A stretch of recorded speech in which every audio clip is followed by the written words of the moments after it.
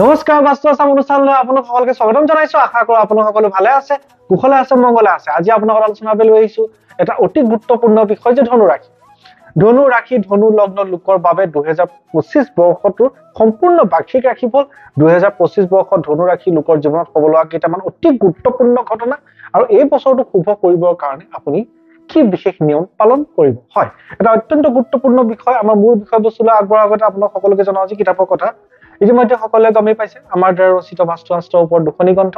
প্ৰথমখনি গ্ৰন্থ বাস্তুশাস্ত্ৰৰ পৰিৱেৰে সলনি কৰক আপোনাৰ ঘৰখন, আৰু দ্বিতীয়খনি গ্ৰন্থ বাস্তুশাস্ত্ৰৰ পৰিৱেৰে সৌভাগ্যশালী কৰক আপোনাৰ ঘৰখন। হয়, এই দুখন গ্ৰন্থ বৰ্তমান অনলাইন যোগে এভেইলেবল আছে। অফলাইন যোগে বা অসমৰ কোনো কিতাপ বিপণীত আপোনালোকে এই গ্ৰন্থ ক্ৰয় কৰিব নোৱাৰিব। আমাৰ স্ক্ৰীনত যি নম্বৰ দিয়া আছে সেই নম্বৰত ফোন কৰিব নালাগে। হোৱাটছআপ যোগে নাম আৰু সম্পূৰ্ণ ঠিকনা আমালৈ প্ৰেৰণ কৰি যোন য'তে আছে নিজ নিজ ঘৰত থাকি আপুনি কিতাপৰ এটা কপি সংগ্ৰহ কৰিব পাৰিব। ইতিমধ্যে অসমৰ শত সহস্ৰজনে এই কিতাপ ক্ৰয় কৰি নিজৰ ঘৰখন বাস্তুসন্মত কৰিছে, শাস্ত্ৰসন্মত কৰিছে। এতিয়া আহক মূল বিষয়বস্তু। আজিৰ বিষয়বস্তু কি যে 2025 বৰ্ষটোৰ সম্পূৰ্ণ বাৰ্ষিক ৰাশিফল ধনু ৰাশি ধনু লগ্ন লোকৰ বাবে। আমি এটা এটাকৈ প্ৰতিটো ৰাশি বাৰ্ষিক ৰাশিফল আগবঢ়াই আহিছো 2025 ইয়েৰটোৰ কাৰণে। আজি যিটো ৰাশি আপোনালোকৰ আগত সবিশেষ জনাম এইটো হৈছে ধনু ৰাশি ধনু লগ্ন। আমাৰ মূল বিষয়বস্তুলৈ যোৱাৰ আগতে আমি জনাই লওঁ যে ধনু ৰাশিৰ লোক কেনেকুৱা হয়। যদি আপোনাৰ ৰাশি ধনু হয়, যদি আপোনাৰ লগ্নত ধনু হয়, তেনেহলে আপোনাৰ চৰিত্ৰৰ দুটা বৈশিষ্ট্য হয়। মই বেছি নহয়, মই দুটা বৈশিষ্ট্য আপোনাক জনাম। ধনু ৰাশি ধনু লগ্ন। ধনু ৰাশিৰ মানুহ সদায় শক্তিশালী আৰু পৰিশ্ৰমী প্ৰবৃত্তিৰ লোক হয়। yes, প্ৰত্যেকেই মনত ৰাখক, এটা শক্তিশালী আৰু পৰিশ্ৰম কৰিব পৰা শক্তি সম্পন্ন ৰাশি হৈছে ধনু ৰাশিৰ মানুহ। Second, very high level of honesty. যদি ধনু ৰাশি বুলি কয়, এটা কথা গম পাব, সিহঁতৰ মাজত সততা এই গুণটো যথেষ্ট পৰিমাণে আছে। মই বেছি নহয়, দুটা চৰিত্ৰিক বৈশিষ্ট্য জনাইছো। ইতিমধ্যে আমি 2-3 বছৰ আগে ধনু ৰাশিৰ সম্পূৰ্ণ জীৱন বিশ্লেষণ শিক্ষক এটা ভিডিঅ' এই চেনেলৰ মাধ্যমেৰে আপলোড কৰা হৈ গৈছে। যিসকল লোকে এই ভিডিঅ' চোৱা নাই, আমি ডেছক্ৰিপশ্যনত ইয়াৰ লিংক দি দিছো। এই ভিডিঅ' চাই আপুনি দাপোনত মুখ চোৱাৰ দৰে আপোনাৰ নিজৰ বিষয়ে সম্পূৰ্ণৰূপে জানিব পাৰিব।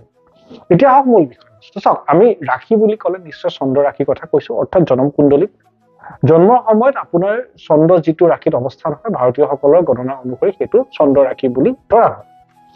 আপোনাৰ জনম কুণ্ডলীত যদি ধনু ৰাশি হয়, জনম কুণ্ডলীত যদি ধনু লগ্ন হয়, তেন্তে এই বিশেষ ভিডিঅ'টো আপোনাৰ।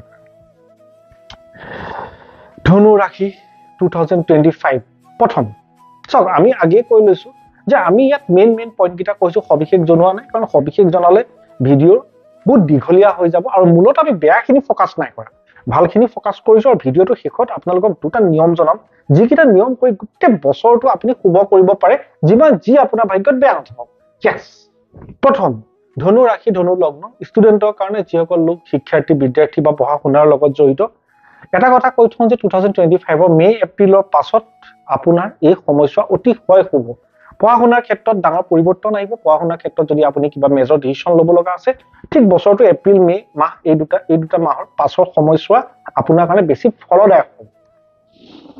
যিসকলে হায়াৰ ষ্টাডি কৰিব, যিসকলে চিভিল চাৰ্ভিচ এক্সাম UPSC হওক APSC হওক এইখিনি এক্সামৰ কাৰণে প্ৰিপেয়াৰ কৰিছে, আপোনালোকৰ এপ্ৰিল মে এই সময়ছোৱা পাছৰ সময়ছোৱা আপোনাৰ জীৱনৰ এটা সুমধুৰ সময়। এই সময়ছোৱাত আপুনি বিচৰা মতে আপোনাৰ পঢ়া শুনাৰ ক্ষেত্ৰত সুফল আপুনি লাভ কৰিব পাৰিব।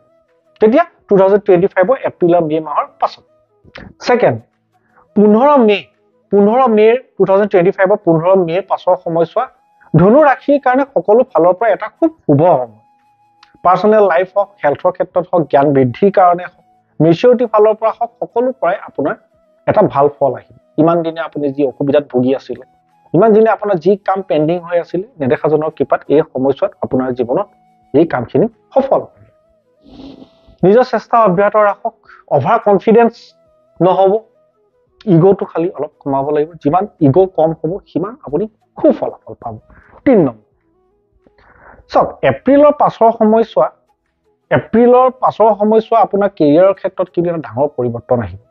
কেৰিয়াৰ মানে পঢ়া শুনা হ'লে, ষ্টুডেণ্ট হ'লে পঢ়া শুনাৰ ক্ষেত্ৰত আমি কৈছো। ব্যৱসায় বাণিজ্যৰ লগত যিসকল জড়িত, তেওঁলোকে এই সময়ছোৱাৰ পাছত এটা ডাঙৰ পৰিৱৰ্তন আহিব। পৰিৱৰ্তনটো আপোনাৰ ভালেই হ'ব। yes, প্ৰত্যেকেই জানো। এই সময়ছোৱাত আপুনি নতুন ব্যৱসায় আৰম্ভ কৰিব পাৰিব। ধনু ৰাশিৰ যিসকল লোকে ইমান দিনে নতুন ব্যৱসায় কৰাৰ কথা ভাবি আছে, এই সময়ছোৱা যথেষ্ট ফেভাৰেবল টাইম। নিউ বিজনেছ ষ্টাৰ্ট কৰাৰ সময়, এক্সিষ্টিং বিজনেছ এক্সপাণ্ড কৰাৰ সময়। খালি এটা কথা মই কৈ থওঁ ব্যৱসায়িক ক্ষেত্ৰত,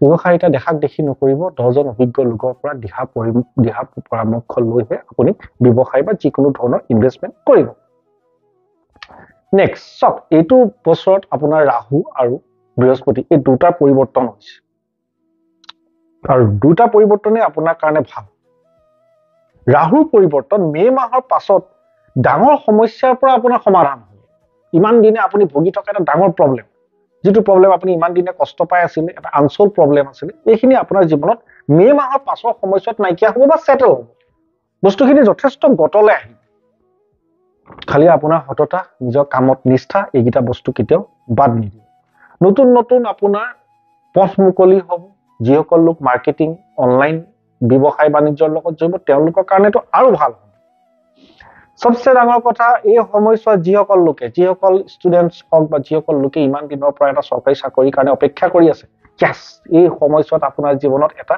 চৰকাৰী চাকৰি আহিব পাৰে yes ধনু ৰাখি ধনু লগ্ন লোকৰ বাবে কেতিয়া 2025 মে মাহৰ পাছৰ সময়ছোৱা গতিকে যিসকল লোকে চৰকাৰী চাকৰিৰ কাৰণে ইমান দিনে চেষ্টা কৰি আছে সম্পূৰ্ণ উদ্যমেৰে আপোনালোকৰ চেষ্টা অব্যাহত ৰাখক কাৰণ কেলে এইটোৱে সেই বছৰ হ'ব পাৰে যিটো সময় যিটো বছৰত আপোনাৰ হাতত চিৰ জীৱনৰ কাৰণে এটা স্থায়ী চৰকাৰী চাকৰি আপোনাৰ হাতত থাকিব পাৰে নেক্সট সক বছৰটো মিডলৰ পৰা এই সময়ছোৱা আপোনাৰ যিমানখিনি ড্ৰবেক্স আছিল হেলথৰ ক্ষেত্ৰত হওক হেলথৰ ক্ষেত্ৰত আমি বিশেষ একো প্ৰব্লেম দেখা নাই কিন্তু লাষ্ট এটা বছৰ আপোনাৰ হেলথৰ ক্ষেত্ৰত কিন্তু আমি যথেষ্টখিনি ডিস্টাৰবেন্স দেখা পাইছো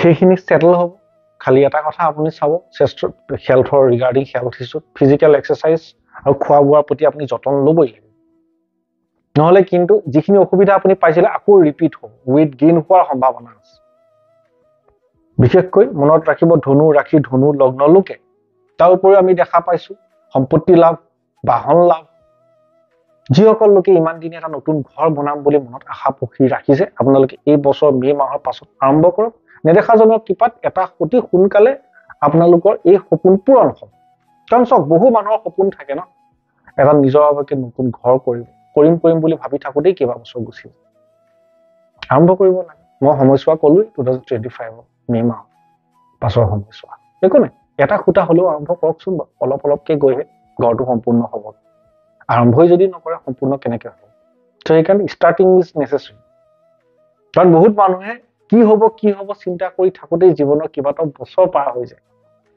আৰম্ভণি কৰিব লাগে কিন্তু মই কৈছো আৰম্ভটো কৰি দিয়ক শেষ এদিন হ'ব এনেই হ'ব দেৰি হলেও শেষ হ'ব কিন্তু আৰম্ভ আপুনি কৰিব লাগে এতিয়া সব আমি আগে কৈছো বেয়াখিনি ফকাস নাই কৰা এটা কথাটো হ'ল যে সকলোৱেটো ভাল বা সকলোৱেটো বেয়া নাথাকে উত্থান পতন এইটো হৈছে জীৱন এই বছৰটোত আপোনাৰ যি বেয়া আছে যিখিনি উত্থান পতন আছে সেইখিনি আপুনি কাট খাবলৈ আপুনি দুটা অতি সামান্য নিয়ম গোটেই বছৰটো কৰক অত্যন্ত সুফল পাব যিখিনি বেয়া আছে ন এই বেয়াখিনি অলপকে কাট খাই সম্পূৰ্ণৰূপে নোহোৱা হৈ যাব প্ৰথম ধনু ৰাশি ধনু লগ্ন লোকে কি কৰিব বৃহস্পতিবাৰ আৰু শনিবাৰ এই দুটা দিন মনত ৰাখি লওক সম্পূৰ্ণ সাত্বিক হৈ থাকিব খং ৰাগ নকৰিব খং ৰাগ যিমান কৰিব সিমান লোকচান হ'ব মদ মাছ মাংস কণী এইগিটা বস্তু এই দুদিন সময় সম্পূৰ্ণ বিৰত ৰাখক শান্ত হৈ থাকক সাত্বিক হৈ থাকক বৃহস্পতি শনি এই দুইটা বাৰে সপ্তাহটো গোটেই বছৰটোৰ কাৰণে second Hanuman Chalisa yes Hanuman Chalisa daily এবাৰকৈ হলেও পঢ়া আৰম্ভ কৰক 1 মিনিট 2 মিনিট লাগিব পকেটত থৈ দিও যতে মন যায় তাতে পঢ়িব পাৰে কবাত গলেও পকেটত থৈ দিলে গাড়ীত বহিও পঢ়িব পাৰে কোনো কথা নাই থিয় হৈও পঢ়িব পাৰে এনেকুৱা এটা বস্তু খুব আপোনাৰ সব অতি বিনামূলীয়াভাৱে কম সময়ত যদি আটাইতকৈ বেছি বেনিফিট পাব লগা বস্তু হয় ন যিকিটা বস্তু আছে খুব কম বৰ তেনেকুৱা তাৰ ভিতৰত এটা কিন্তু হনুমান চালিসা 2025 ইয়াৰটোত ইয়াৰ আপুনি যিসকল লোকে হনুমান চালিসা ৰেগুলাৰ পঢ়াৰ অভ্যাস কৰিব তেওঁলোকে এই বছৰটো তেওঁলোকে উইনাৰ হ'ব এই কথা আমি পূৰ্ব ভিডিঅটো উল্লেখ কৰিছো সো ধনু ৰাশি প্ৰতিজন লোকে প্ৰত্যেক দিনে এবাৰ হলেও হনুমান চালিসা পঢ়া আৰম্ভ কৰক আপোনাৰ যিমানখিনি বেয়া আছে ন আপুনি আপোনাৰ জীৱনত নহাকৈ সেইখিনি আঁতৰি যাব আশা কৰো আজি ভিডিওটোৰ মাধ্যমত এটা অতি দৰকাৰী বিষয় সকলোকে জনাব পাৰিলো যিমান পাৰে ভিডিওটো শেয়াৰ কৰক অসমৰ চুকে কাৰণে শেয়াৰ কৰক যিমানে মানুহে জানিব সিমানে মানুহ উপকৃত হ'ব আপুনি শেয়াৰ কৰা এটা ভিডিওৰ পৰা যদি এজন মানুহ বা এটা পৰিয়াল উপকৃত হয় তেন্তে হিয়াটো এক ডাঙৰ পুণ্য যি আপোনাৰ জীৱনত সংযোজন হ'ব আপুনি আমি সকলো জীয়াই আছো কিয় পুণ্য অৰ্জন কৰিবলৈ পুণ্য সঞ্চয় কৰিবলৈ আৰু আমাৰ জীৱনত এটা পুণ্য সংযোজন কৰিবলৈ ধন্যবাদ